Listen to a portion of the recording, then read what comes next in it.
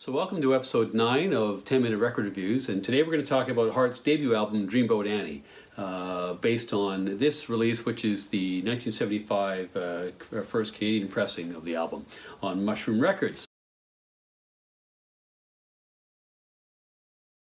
So what the listener could expect from this album: this is full-on 70s rock. It's got great guitar playing, it's got wonderful singing. It is a combination of hard rock and folk, and maybe the closest analogy is to Heart is Led Zeppelin, and coincidentally, or probably not coincidentally, this band were for a while Zeppelin's favorite band, and this is a kind of a musical love-in which has continued over time.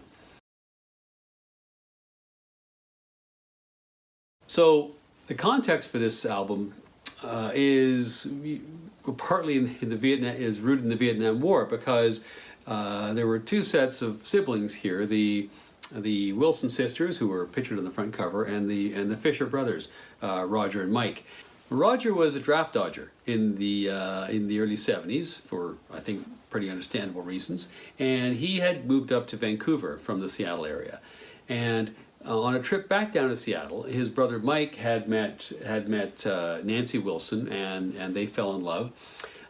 She eventually followed him back to Vancouver. Anne came along and met Roger, who was the principal sort of electric guitarist for the band, and those two couples. Mike is not part of the band, but the other three are essentially the nucleus of Heart as it starts up. And of course the Wilson sisters are long-term the nucleus of the band. Without them, there is no Heart. They begin gigging in and around Vancouver. They get a contract. They get signed by Mushroom Records, and this album's recorded at Mushroom Studios in Vancouver, and it hits big.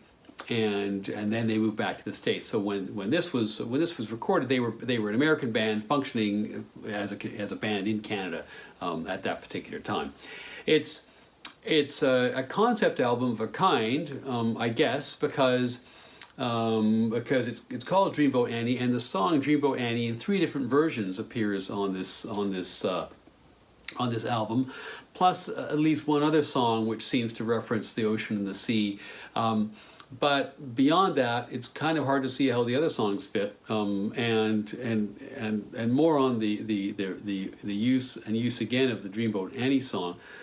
So it's a concept album that really only seems to have one concept, and it's not quite sure how the concept links to everything else. So is it a concept album? I don't know. It's a great album, but it's not necessarily a concept album. It's also an album recorded as the first sort of major lineup of the band is still gelling. There's actually 4 different drummers on this on this album. Mike DeRosier, who was the eventual sort of long-term drummer for the band, is only present on a couple of tracks here.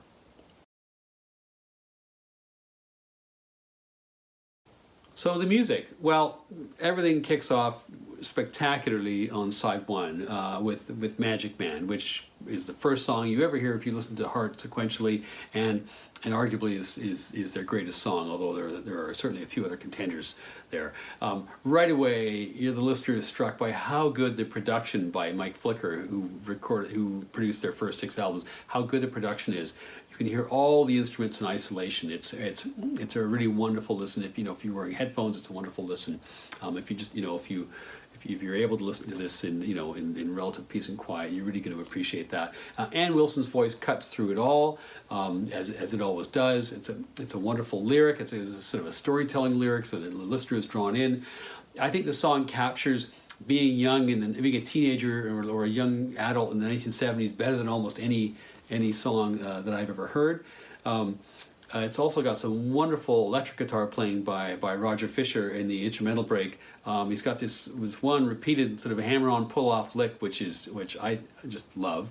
And then you get this frankly kind of overdone synth, which reminds you that you're 1975 for sure. And then we're on to the very first appearance of Dreamboat Annie, which is just a little snippet of this little lyrical, sort of dreamy acoustic number, and it just lasts one verse, and then it fades away, and there's the sound of the ocean and birds and so on, and it's a lovely little antidote and really about a 30-second piece in between the really hard-hitting first song, Magic Man, and then Crazy on You, which is the third song, which is another absolutely wonderful hard rock heart tune. It's got that fantastic acoustic intro by Nancy Wilson. It's got a beautiful top vocal by Ann Wilson, and the sisters harmonize really well at various points in the song. Now there are also some lovely musical flourishes in here. There's the little pedal steel breaks as punctuation. There's the roll and the tom-toms as you know, leading into the choruses. So it's a musically really interesting and quite sophisticated and varied piece of music. And then we're on to the last couple songs here, which are mellower. We've had the two hard rocking tunes. So Soul of the Sea, again back to the boat and water themes.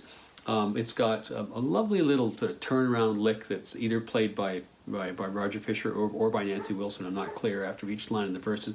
A very, very pretty song.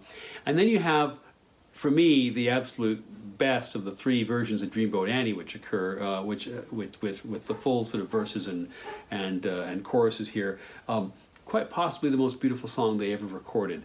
My only complaint about the version that occurs at the end of side side one is it's too short. Side two begins with White Lightning and Wine. This is back to a rock and roll song about rock and roll. It's about the rock and roll life. It's got cowbell. It's got dueling electric guitars. You know, what's not to like? You know, great song. And then followed by a very sweet song called, which is about patching up a relationship, called "Love Me Like Music, I'll Be Your Song." This has a great hook in the chorus. This is fundamentally a 70s rock song, and it totally would not have been out of place on an Elton John record.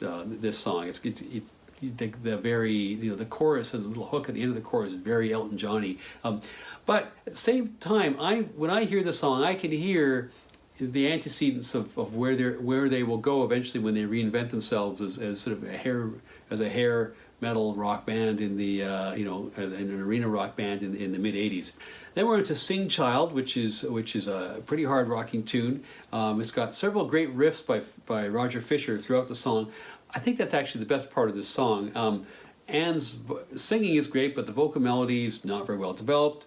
The flute, it's great that that Nancy plays the flute, but it seems a bit odd in the song. Sometimes you're like, I'm in a Jethro Tull moment here, and I don't think that's necessarily a good thing. It feels like a lot of ideas kind of thrown together. The whole isn't as great as some of its part. Still sounds good when you play it loud, but not sort of the high part of the album. And then we're into the latter two songs in the album, How Deep It Goes, which has a very pretty opening with these twin acoustic guitars and a fairly subtle string accompaniment. It was an odd choice, I felt, to have a string accompaniment in any of this album, but it's done tastefully here.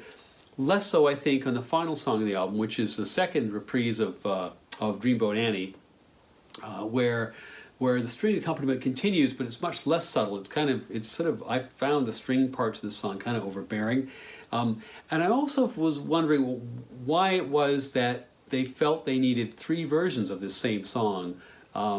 It starts to feel like they've almost run out of ideas, and maybe, who knows, this is a debut album, maybe they had, or maybe this is all part of the concept, but even Pete Townsend, right, the architect of many an overblown rock opera sort of concept album, knew that you had to mix things up a little bit more than maybe they are here. So maybe there could have been another song. So one more note on Mushroom Records.